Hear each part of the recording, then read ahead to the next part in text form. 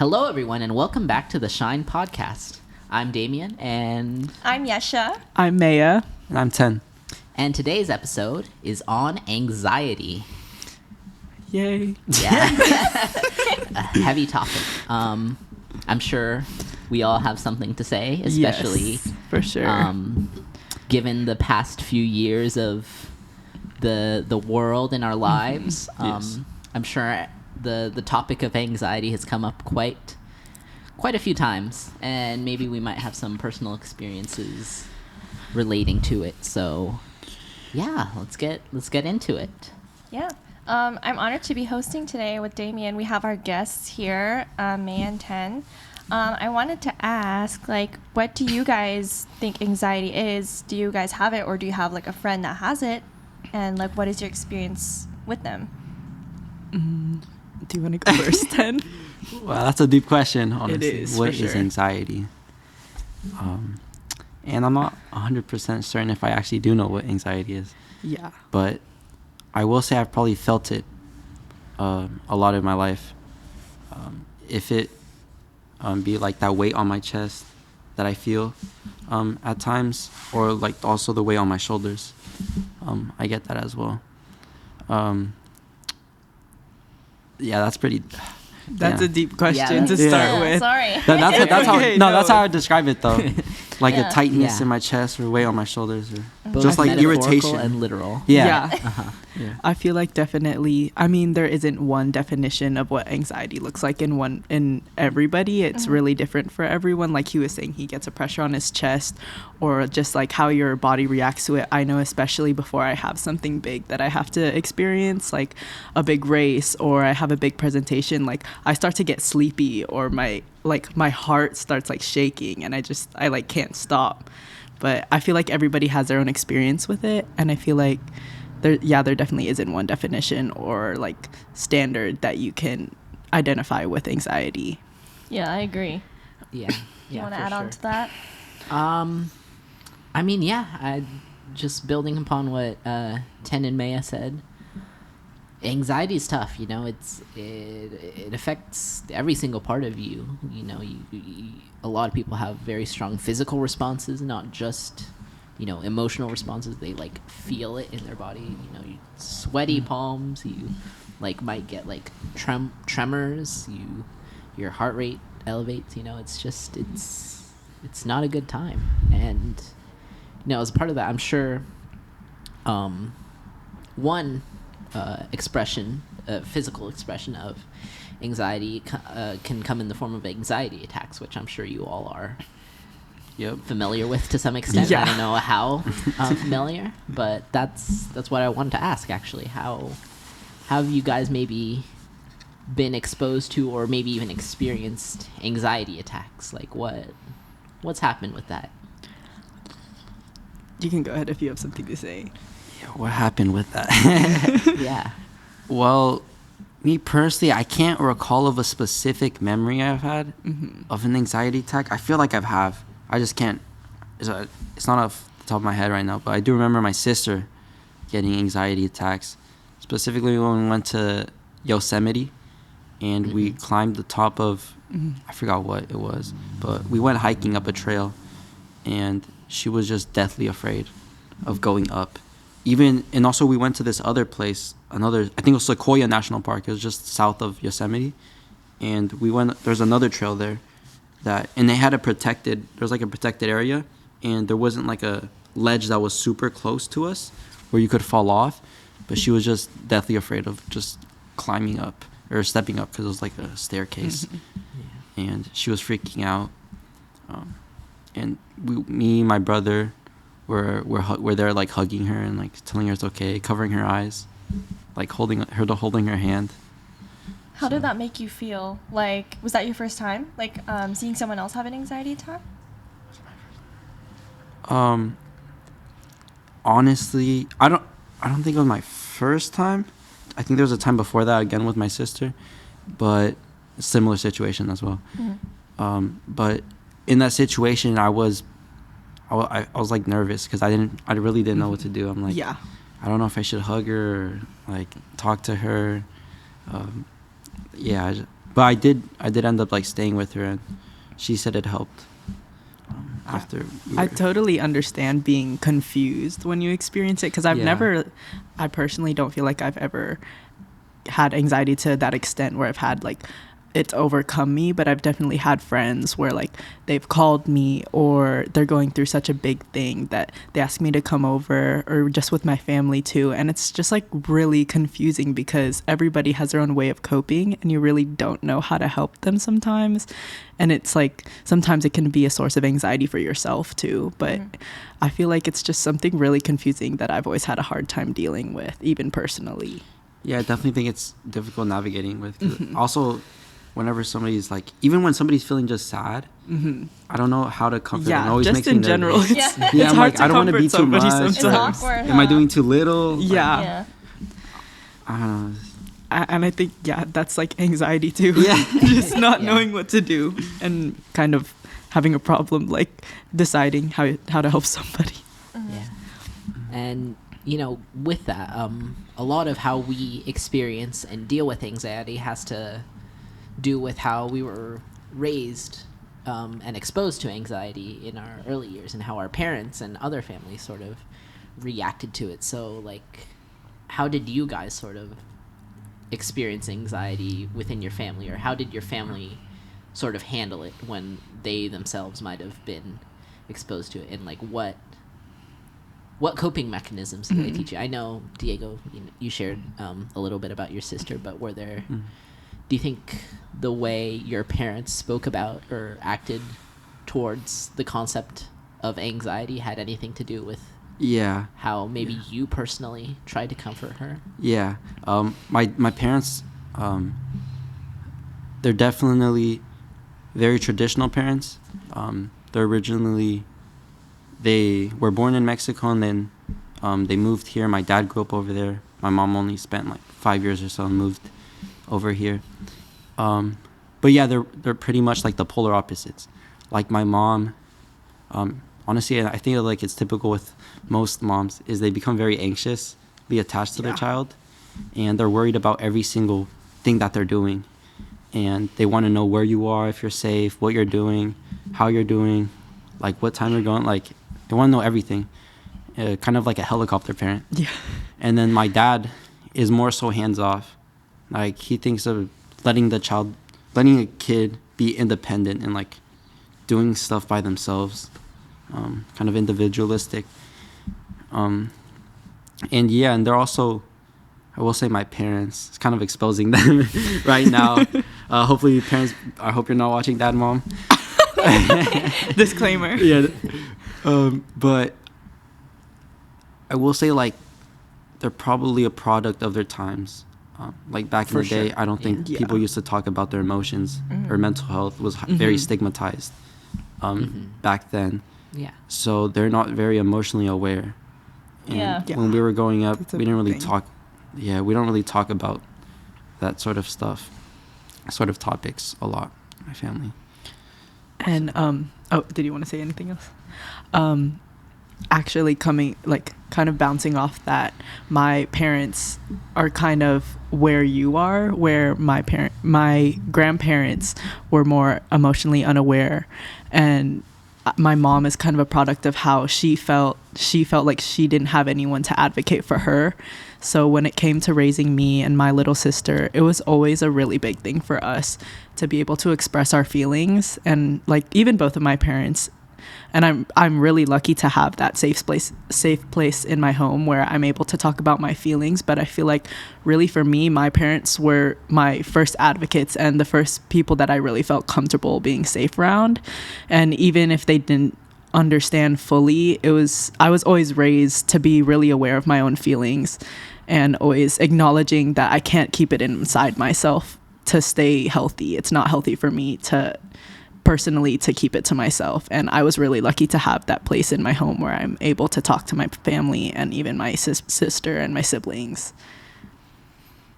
That's amazing. Yeah. I feel like Yeah, most that's people good. don't get Yeah, to that's say that about good. them. Especially because like usually growing up in a household of people of color or like immigrant parents, like mental health isn't really normalized. Like especially growing up, like they were like taught to like kind of suppress those feelings. for sure. So that was kind of like reflected when like I was growing up a little bit. So like, what do you think? Like, I know like maybe some of you guys might have immigrant parents. Like, what effect did that have, or like what effect does that have on like people who do deal with anxiety? Like, since their parents are like kind of like emotionally unaware. Like, where do you think they would go? I feel like you have more insight on that than me.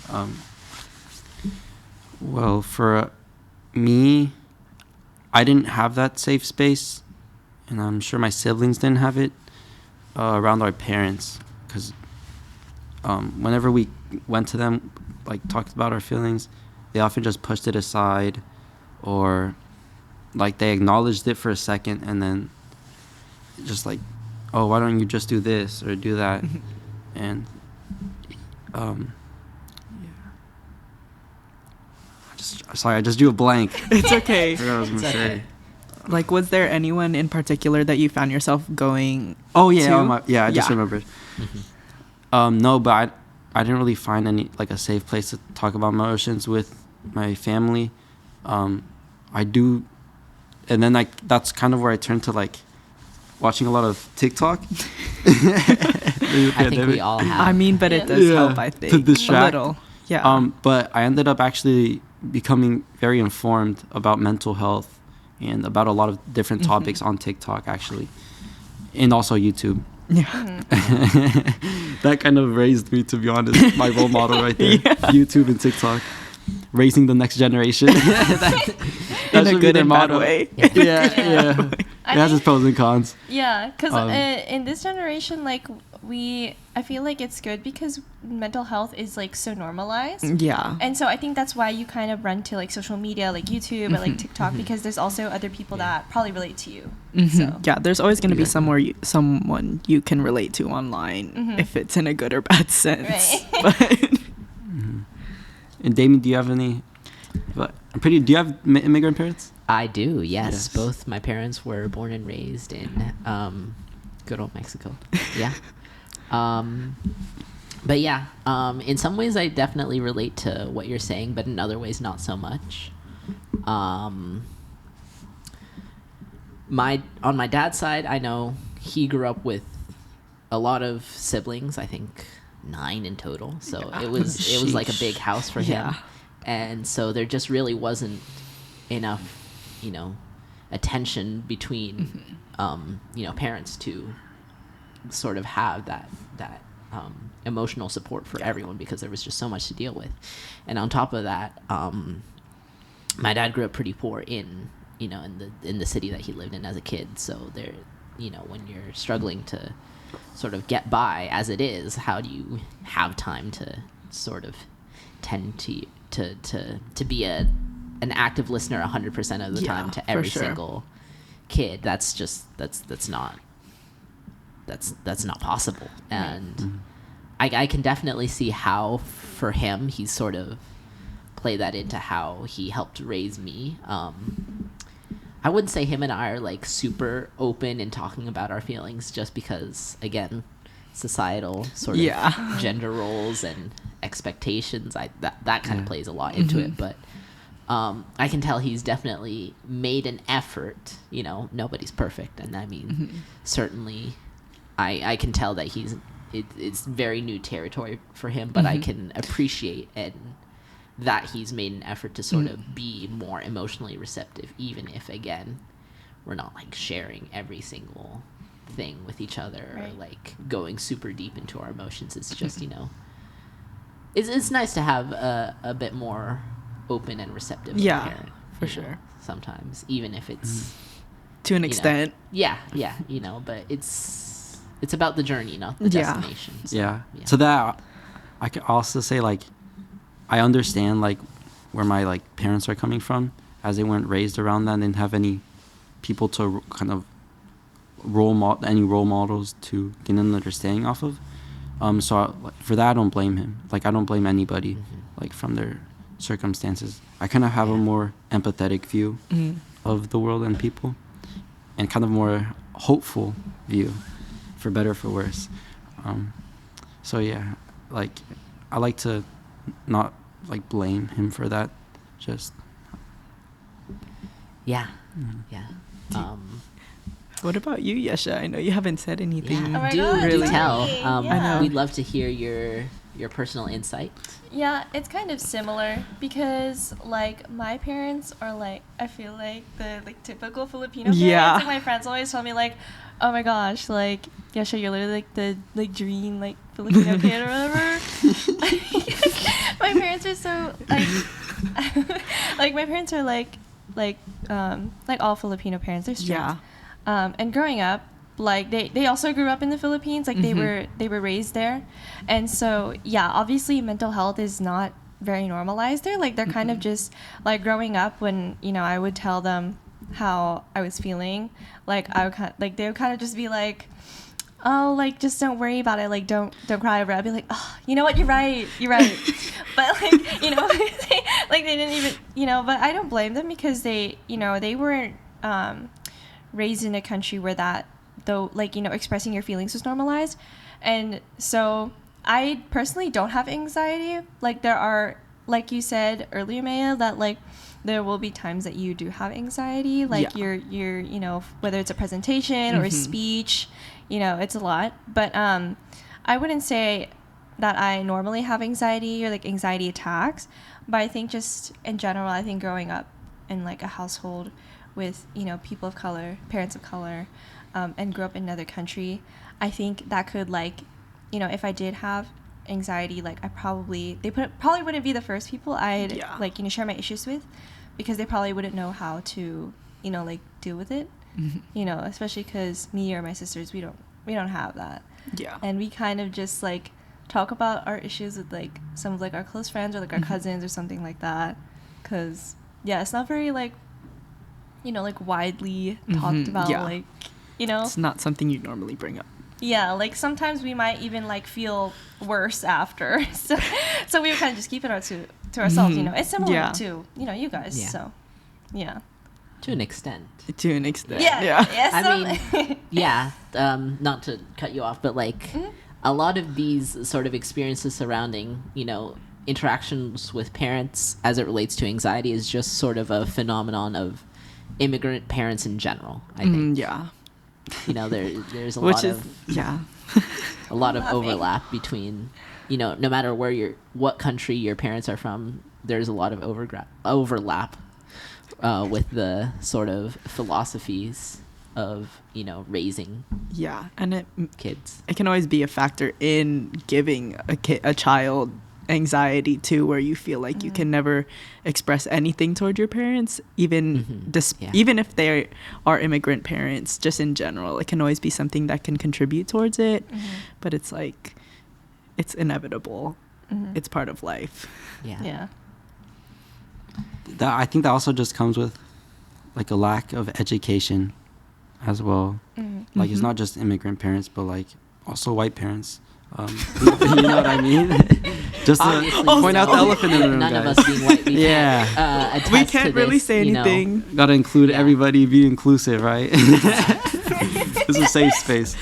No, but seriously, like a lot of people don't have that education, and aren't taught how to handle how to deal with their emotions, and they weren't taught that, so they don't know like how to express their emotions properly. And they all, like, for example, parents, they might even want to like lash out with their anger, for example, on their kids. And that's anxiety in the parents. One thing, sorry, you just like turned on a light bulb in my head. One thing we need to talk about is generational anxiety, like how like anxiety sort of gets passed down. Like not just like genetically, but like just in general. In general. Like conditions, you can feel it just coming down on you. I mean, do you want to say something about it? I kind of want to hear what you guys have to say first. Yeah. Be a good listener. I can go ahead. I think definitely anxiety is a big thing in my family, especially with the women in my family. It's, I wouldn't say genetic, but it's just like how everybody in my family responds to stressful situations, and especially like personally, I've had a lot of family conflict and a lot of not problems, but just like things that have occurred in the past few years, and like having that COVID, and then also having my like prime teen years where I'm just the few years where I'm really developing my own sense of myself, and then also seeing how my family and those around me respond to it. It definitely contributed to how I respond to things. And I feel like that was a big factor in my growing anxiety and stress, and like how often I just get overwhelmed. And it's just like seeing how your family is, the people you're constantly around, just seeing how they react. And it's like, I think that's what you're talking about. Is that what you're really talking about? Yeah, kind of? yeah, pretty much. Yeah. But it's just like, I can hear like my mom like breathing, like whispering under her breath, like, oh my God, I'm so tired of this, like, brr. And then like I get like, I'm downstairs and I hear, just yapping, yeah, complaining. and they're like, she's like, man, I hate this job, like, or like my dad like stomping around, he's like, darn it, I dropped my blah blah blah, and I'm like, oh my God, please. But it's just like, even like the small things, I just feel like it had such a big impact on how I react to bigger situations. And like I'm like just hearing that, and I'm doing my homework, I'm like, oh shoot, this is due, and I'm like, it's due in a week, but I'm just already stressing out about it because I can feel how the situation is around me just in that moment. Mm-hmm. And it just grew from that, like just from that small moment into bigger times. Like it builds up. Yeah, it builds up slowly. Mm-hmm. Yeah, and going off the topic of like family and parents, along with I see anxiety is a big part of like one of my mom's biggest like problems that she deals with, where she stresses herself out a lot, which I find very, very sad at times, because like even for the littlest things, she just starts complaining, and then that complaint turns into something else, and then to something else, and then it's just like a cycle of like this negative energy that she seems to continue, like I feel like she's just not aware of it, which, because I feel like I'm more emotionally mature than my mom. I feel like we can say that about our parents. I can understand. Yeah, just throwing shade, a little bit of shade. Not on purpose. Yeah, not on purpose. It's just an I really, observation. Yeah. Quick warning. Sorry to all the parents of. Sorry to our parents who are watching this. I know my mom's 100% gonna watch this, and she's gonna talk to me about it later. And no, I'm not ashamed to call you out. I'm not ashamed to call you out for talking to me. Didn't I say something about this in the other episode? It's not that I'm calling them out. I'm using it to show my education. Are you calling? It might be a slight dig. And my aunt too.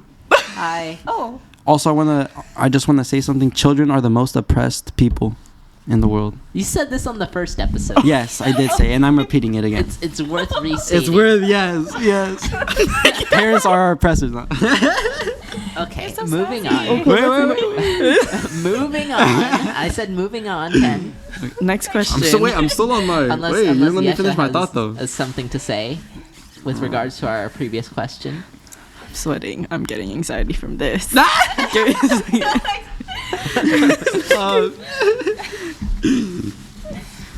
Okay, let's take a breath. Let's listen to Yesha, everyone. Wait. Yeah, wait. I wanted to finish my thought. Okay. I was gonna get to let something. Ken finish, then we'll go to Yesha. Okay, so another thing that stresses me out, that I wanted to say, would also be, I'm pretty sure you guys can relate to this as well, is parental expectations. Oh yeah. Yep. Uh-huh. Yeah, I saw that. I saw everybody just faces like collective. Just like, Yeah. Is that touchy territory, guys? I mean, I feel like we're all used to it, but it's like it can be sensitive at times. Yeah. So. and I mean, it's not even super stressful in every single aspect. Yeah. You know? It's just Sometimes there's academic expectations. Sometimes there's academic and personal. at I was home, gonna get it. you know, personal, etc.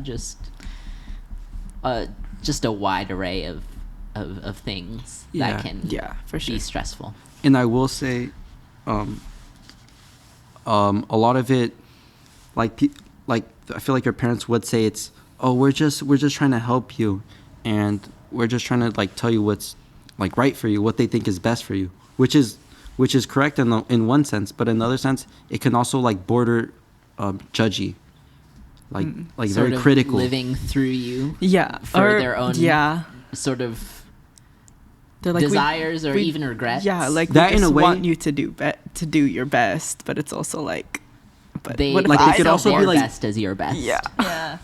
Yeah, and it's also like can come off as judgy at times. Like they're just Right. judging you, Mm-hmm. and it's Yeah. just like that's kind of unnecessary. And It makes Yeah. you kind of like want to keep stuff to yourselves. It's not like you're trying to, but you know, maybe that could also be a factor to anxiety, right? Yeah, and even I feel like when I feel like, I mean, I know I said that my parents are some of my like main sources, but when I feel like I can't share something with my parents, I feel like I can't share it with anybody. Like Right. I feel like I Mm. want to just keep it to myself. Like, oh, I don't want to tell them, or I don't want to tell anybody.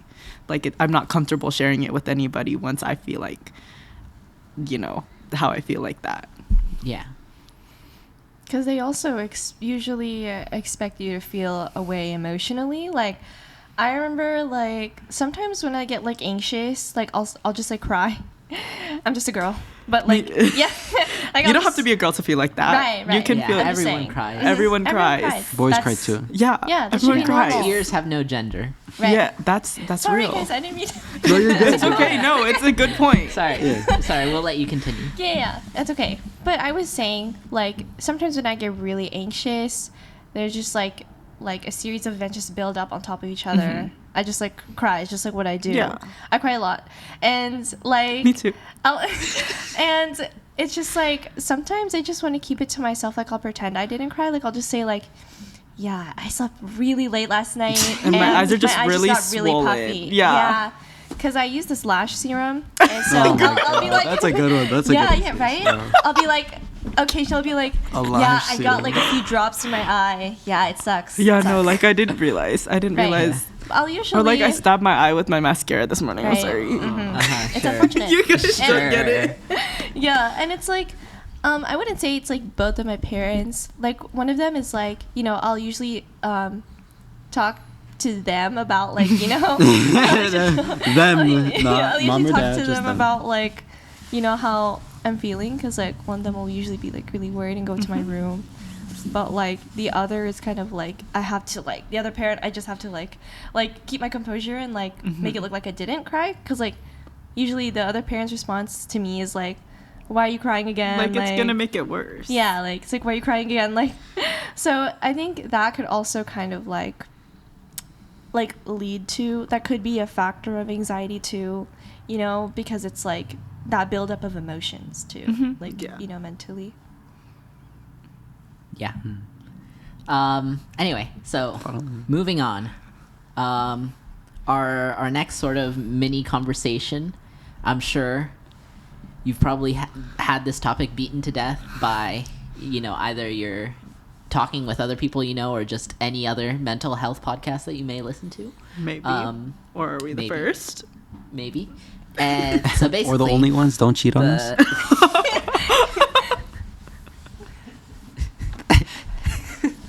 I was gonna make a joke, but I feel like it wouldn't be allowed to be in the episode. Okay, You should maybe make. no. That's why you should make it. No. Oh, that's No, not. it was like a really bad joke. Put it on in post. So I'm not gonna make it. Anyway, so the next topic I want to bring up is anxiety and the pandemic. Oh my gosh. I'm sure we all Corona. have so much to say.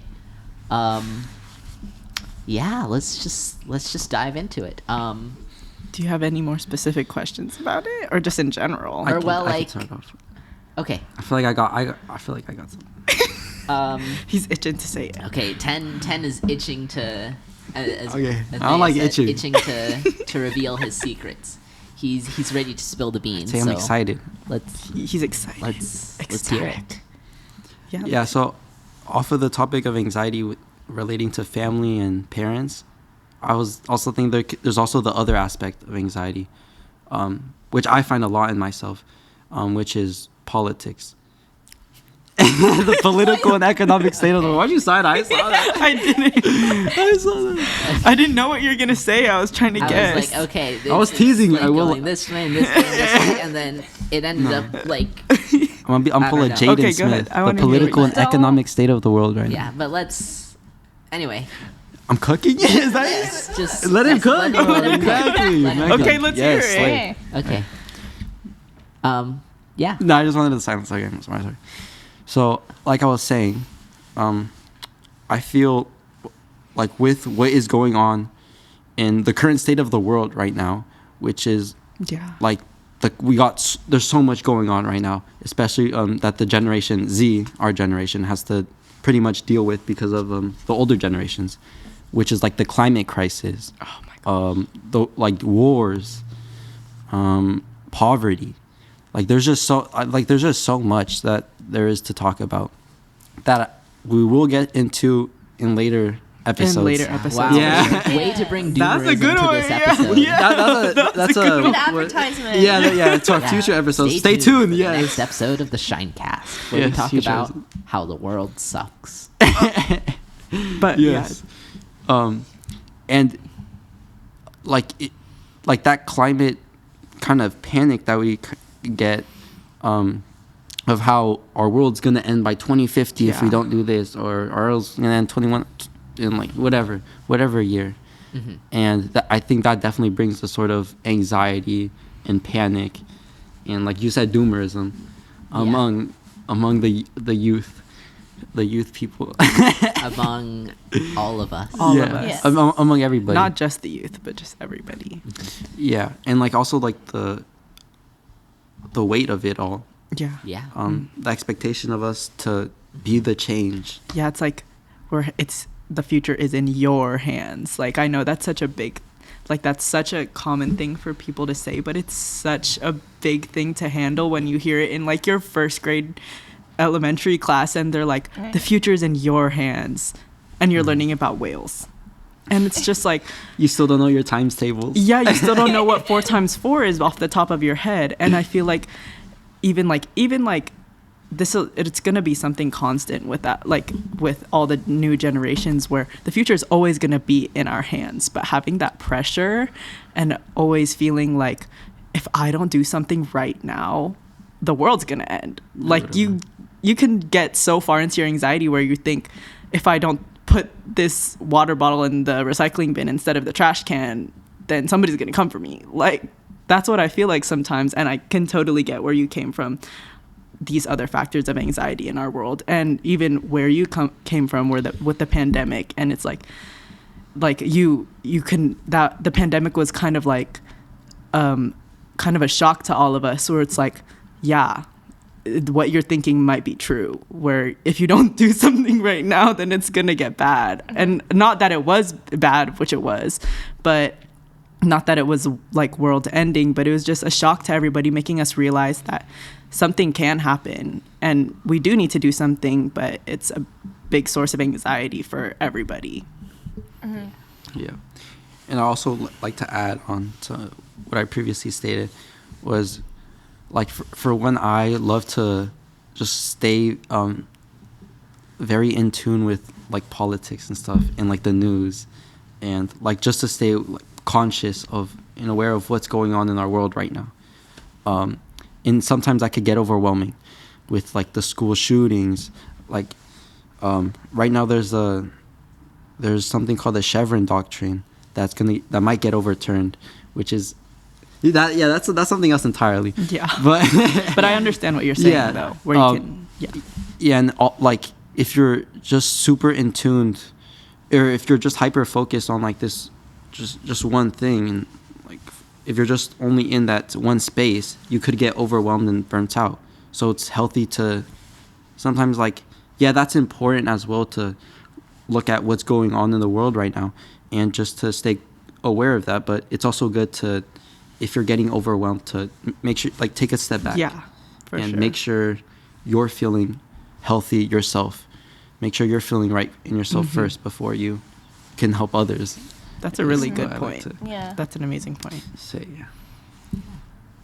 Okay, well, thank you guys so much for your time. We really appreciate like all the thoughts that you've brought, and it's so important, I feel like, to get opinions and ideas from people who lived in different households, and especially like from how you deal with it with your friends. Your experiences are important, your stories are important, and it's helping educate more people about it, especially, you know, like people we talked about, like people of color, immigrant parents, and even just those who aren't educated about mental health in general. So thank you guys so much. Thank you for having us. You were a great guest. My pleasure. Hopefully My pleasure. everyone at home Our got pleasure. some, Our pleasure. Yeah. got some good insight as to what these two lovely guests thought, and just, you know, maybe you felt a little less alone in your struggles with anxiety, if you have any, which, you know, most people do, which nothing to be ashamed of. I'd hope people do.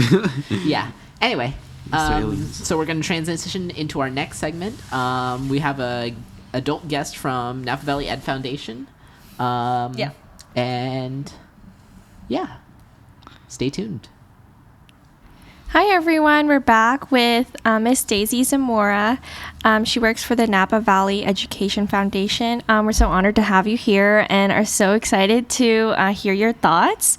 I wanted to know, you do work with youth, right? I want to know, like, when you work with people who do have anxiety, do you usually like realize it right away? Usually what does that look like to you? Well, hello. Thank you for having me. It's such an honor. And I'll give you a little bit about my background. So currently I'm working with the Napa Valley Education Foundation as a program coordinator. But before this, I did a lot of youth work in the nonprofit world, other nonprofits. So I was a part of working with the wellness centers, specifically the Napa High Wellness Center, where any student that may needing a mental health support or just wanting to access a safe space on campus would be able to access that wellness center. And there is really where there's a lot of students that are experiencing either their day-to-day anxiety, whether that's a test anxiety, something happened with friendships, family, and they're just experiencing it in their body and need that space to decompress. But sometimes it's more on needing to get connected to even more services beyond just the wellness center, or at the time I was an outreach coordinator, so reaching out to an outreach coordinator. And I wasn't always able to tell right away, but I think that's part of like really working to getting to know students and just having that person that you can reach out to say like, this is what I'm feeling. And really a part of creating that safe space, like including on this podcast, you're creating a space where each of you are able to be vulnerable and talk about what you're feeling. And I think that's just really amazing. Yeah. Well, thank you so much. Yeah. So to sort of go back to your involvement with the wellness centers, you were part of the movement to first get them implemented, right? Or did you sort of join after that? So the wellness centers are a collaborative effort between nonprofits, the school district, and I think that just sends a really great message of really you're getting your Napa community that cares about youth's mental health and creating these spaces. So I was I wasn't completely in the beginning, but I was a part of getting to collaborate with Napa High and the staff there, the students there, and really getting to build that space. And I think each wellness center is super unique. So if you haven't visited, please visit your wellness center. It's truly amazing. Yeah. So to follow up, how much do you think your own personal experiences with dealing with mental health and anxiety sort of play into your willingness or maybe motivation to sort of join the wellness center? Yeah. Yeah. So I think really where my mental health journey began, or where I really was able to pretty much put more terminology into it and really reflect on some of those mental health pieces was for me, middle school. I think it's such a transitional age. You're really reflecting as a young person on your identity, for reflecting on a lot, and there's so much going on that's really where like I started to experience my own anxiety and my own mental health. And at the time, I was raised by a single immigrant mother, and for her, it was always just survival mode and having to really think about what is next for us and what is next for her family. So there wasn't really that space where, as a family, we were able to reflect on our mental health. And in middle school, I was able to access a counselor and a therapist, and I was able to reflect on that. And it wasn't something that I was able to do at home.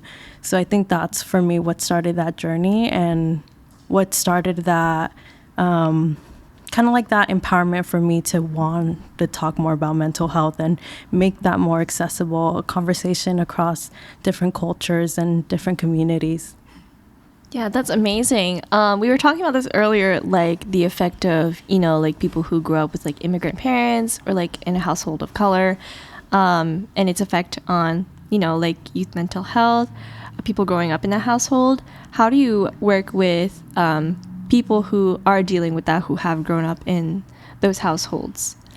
I think that part of working in those situations and working with people who are coming from overall different cultures, different backgrounds, different experiences is really acknowledging those unique factors and acknowledging everything that makes that person and makes that part of that conversation for mental health, because it looks so different for everyone. And at the time when I was in middle school and thinking as a young person experiencing my own mental health, it was really frustrating not being able to communicate that with my mother, partly because of the language barrier and making that accessible in Spanish. But the other part is because that conversation wasn't really a part of my culture at the time. It wasn't a part of my family. So I think my feelings were very valid at the time, but I also understand that as a person in the culture who hasn't had that conversation before, it can be very new, very frightening. You might not react the way that you want to react to be there for a person that you love. So it's really important to acknowledge both sides and having that safe space, whether that's getting a professional involved or getting someone else that you care about involved, whatever that may be, just creating that space where both sides can share what they're feeling. It was really important for me to have a professional there that spoke my language, that was able to communicate and understand my mom so that I would be able to better communicate with her around my mental health. So yeah, definitely just creating safe spaces all throughout. Yeah, I think that's so important. Like, I'm a strong believer in, like, I think sharing your story is really important because it helps, helps people let them know that they're not alone and that a lot of people are going through it. And I think just like being vulnerable, it shows other people like, oh, I'm not actually the only person going through this. Like, there's other people my age going through it and, might be in the same circumstances. That makes you feel like, oh my gosh, like, I relate to that person. And I think that's important. That kind of creates like a sense of belonging. And I love that, like, you're so inspired to create that in the places that you work in your community. Yeah, for sure.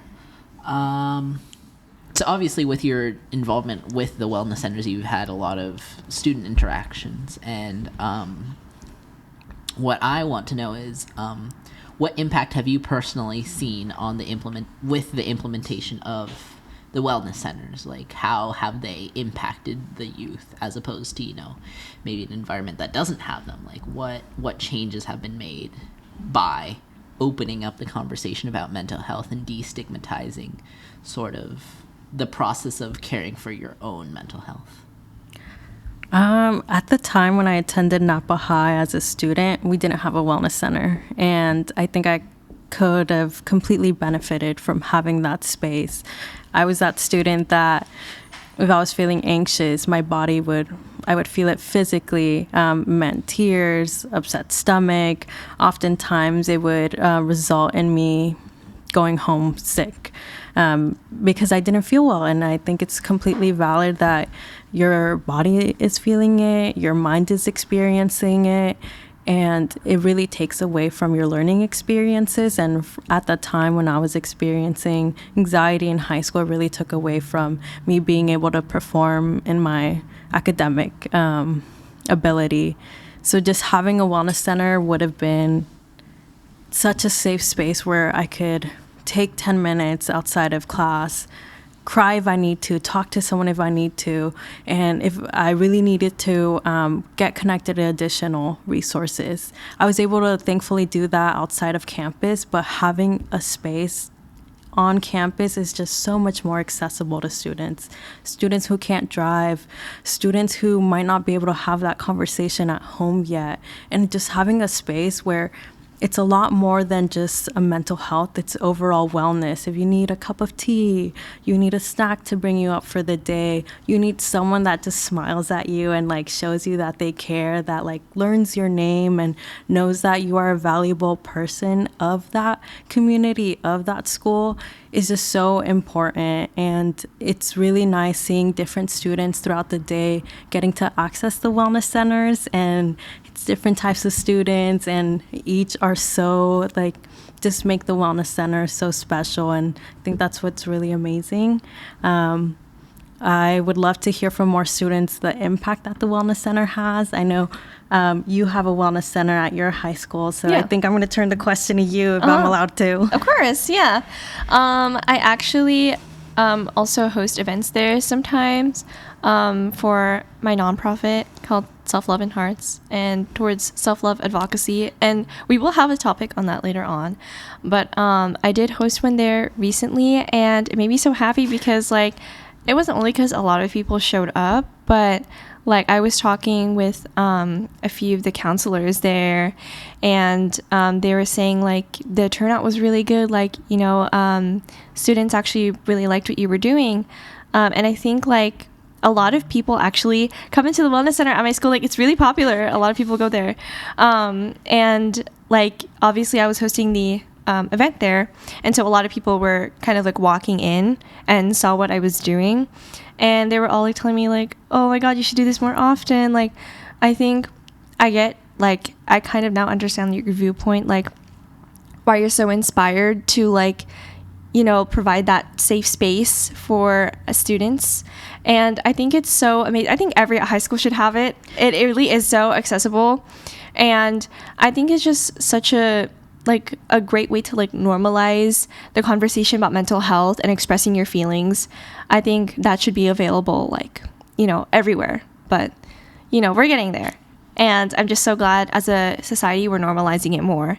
And so, yeah, the wellness center, just going in, it makes me feel so cozy and like, you know, not just because there's a bunch of couches, but, you know, it's just like such a safe and healing space for me. Like I would totally just go in there if I had a bad day, and I have. And, you know, it's just so healing. I love it there. So, yeah. Yeah. I find that really interesting when put in contrast to my school, New Tech, because... Note from the editor. Since the publishing of this video, New Tech has actually added a wellness center, so if you're a student at New Tech, make sure to check it out. But do note that all comments made by me, yes, me, I'm the editor, hi, at this point will probably be out of date, so just keep that in mind when listening to this segment. We don't have a wellness center. Oh.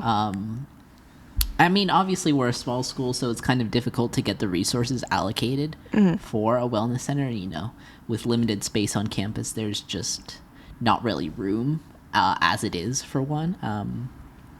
But yeah, it's really different because I think for as much of a community-driven school as New Tech is, because we're such a small population, we're less than 400 students for the entire school, which... I know some like schools, they're like one grade level is 400 students. Yeah, that's us. Yeah. So like we're tiny, and like I think that sense of like a tighter knit community does help for New Tech in the sense that, you know, it always feels like there's some support around you, even if you're talking to like a relative stranger with within the school. To some degree everyone knows each other, so it's there's some support no matter what. You know, there's generally, I have seen, you know, when it's someone is visibly struggling in class, or just during, you know, our homerooms or intersession periods, which is basically just our like free study periods.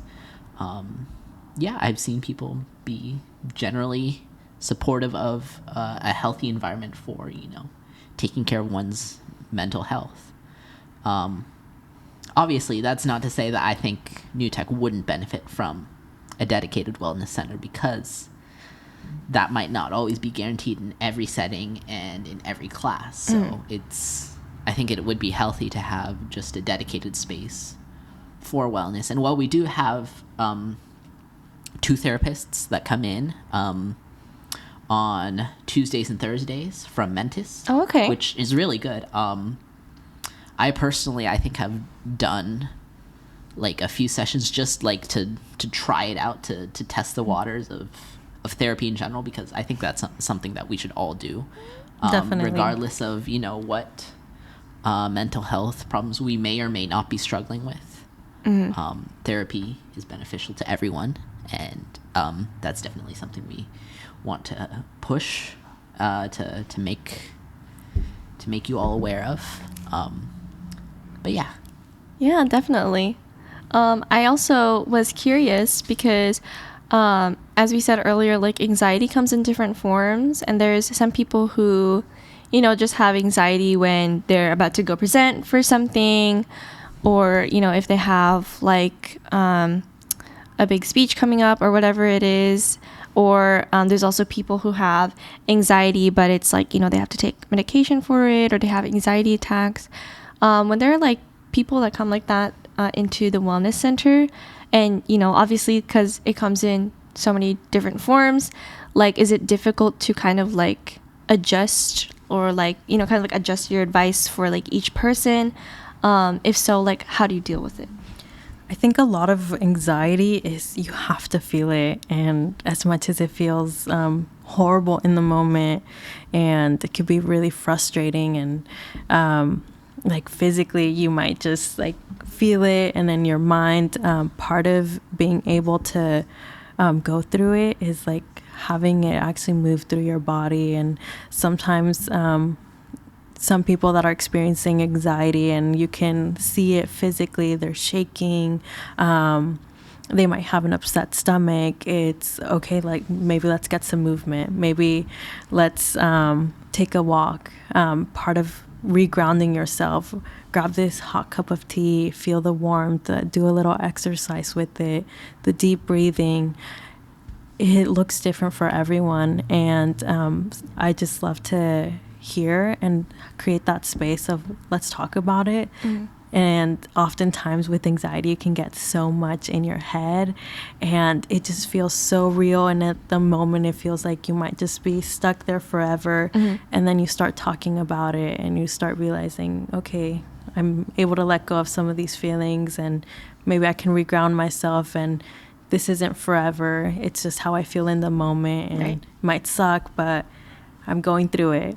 I love For sure. that. Yeah. For sure. Relating through personal experience. Yeah. Yeah.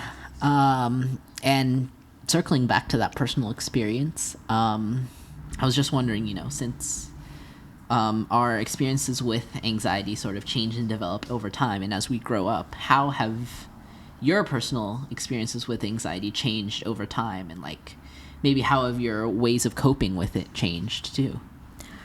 For myself, I think the best part was forming a relationship with my anxiety, as weird as that might sound, because at first it was just being terrified of this feeling that was completely unknown. It was unknown to my family. At the time, it felt like I didn't have many people that I was able to talk to about my anxiety. So it just felt like it was something I was going through alone, and I didn't know what it was.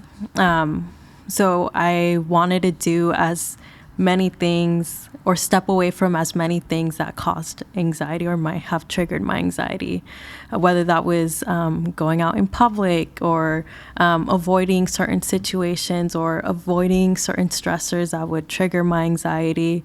But over the years, it was really learning that anxiety is something I'm going to have to live with, and it's okay. It's not going to stop me from living, and life is still really beautiful. Even in the moments where I feel anxiety and I'm feeling anxious, it's still really beautiful.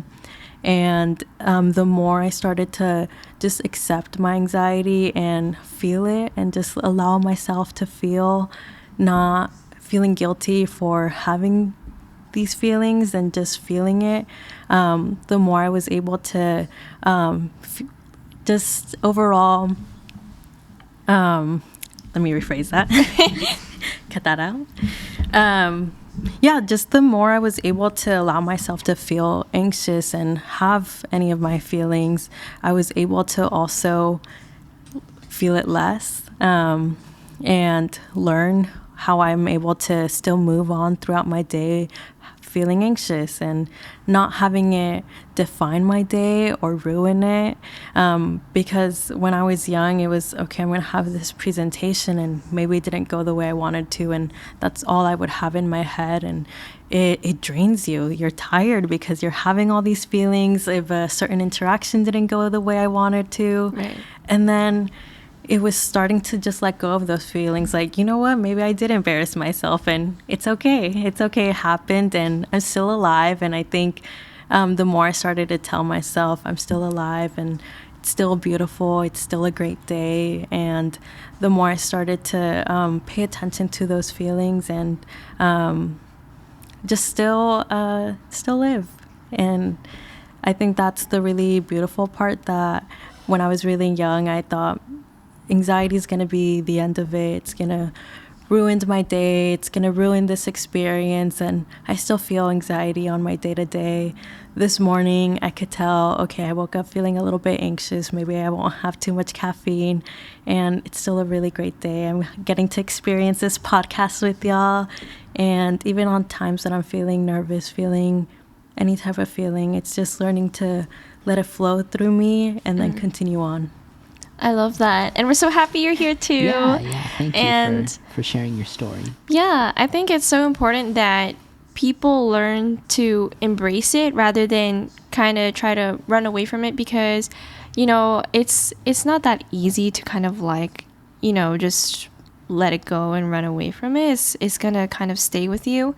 And I really love what you said about kind of embracing it and just kind of looking at the positive aspect of it. Like, you know, you're still here and you're still acknowledging that, you know, that did happen, but you're not going to let it affect you. So I think it really is like a mindset. Yeah, I love that. I love that view. So Yeah. And as we're reaching our closing off point, I think one good question, one final question, if I may, I would like to ask. So to those students who like don't have access to wellness centers at their school or other mental health resources, how would you encourage them to advocate for their own mental health? Whether it be in terms of, you know, maybe getting help for themselves or maybe even like establishing a wellness center at their own school. How would you encourage students to go about that? Definitely just reaching out. Find that person that you trust, whether that's a friend or especially finding an adult that you trust is going to be amazing. Oftentimes, and especially in a community like Napa, we have the resources, we have people that care. Reach out, and before you know it, you're going to get connected to something that can really benefit you. It doesn't have to be a therapy service, although we do have many great therapy services in Napa, and we have amazing nonprofits that are able to make it more accessible to reach out and able to afford some of these services. But there's also just in general community groups, getting connected to other students that may create that safe space for you, finding those people that fulfill you and really create that space where you're able to be vulnerable, where you're able to talk about these things so you don't have to carry it. And it's really hard to carry that weight all by yourself on top of all the pressure that you're already dealing with as young people. So yeah, just reach out. And I know it may be easier said than done, but take whatever steps you may need, whatever that reaching out may look for you, whether that's one day just sharing, this is how I'm feeling in the moment, or maybe really telling that adult, hey, I may need more support. Do you know anyone that may be able to help me in this situation? Whether that's housing insecurities, food insecurities, because everything in our environment can also impact a person's mental health. It doesn't just have to be for mental health. And everything connects in some type of way. So just in general, reaching out. It's okay to ask for help and ask for help when you need it. Well, again, thank you for your time. Thank you for showing up on this episode. We really appreciate it. Thank you for having me. Yes, it's so nice to meet you, and I think everyone watching this would honestly benefit from your advice, especially those who are dealing with anxiety, just knowing that they're not alone and, to embrace it. I think you gave such a beautiful view on that. So thank you so much for your time. Thank you. Yeah, really. And thank you all for watching this episode of the SHINEcast. Tune in next month for our next episode. And until then, happy trails. Yes.